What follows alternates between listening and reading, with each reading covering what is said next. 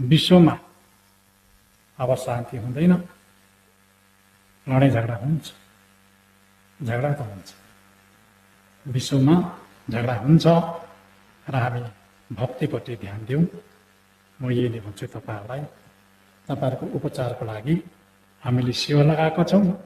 अब हामी त नेपाली जनता त विश्वमा गइराखेका छौँ, संसारमा पुगिराखेका छौँ। एक पैसा दुई पैसा आउँछ कि भन्ने एउटा खातिरमा हामी बाटा छौँ।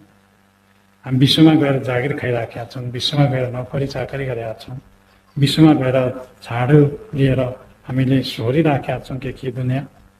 र हामी बाँच्नु पर्छ भन्छु है म चाहिँ।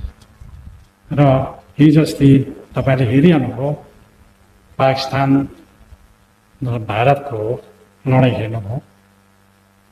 अब कोरोना सुरु भयो,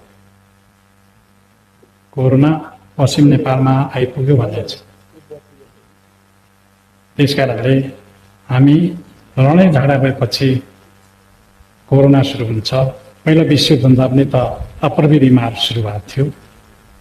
स्थिति हुन्छ, यसबाट जोगिनुको लागि हामीले अपनाउनु पर्यो, सचेत हुनु पर्यो। म यही भन्छु तपाईँहरूलाई, मेरो भविष्यवाणी साथसाथ यही कुरा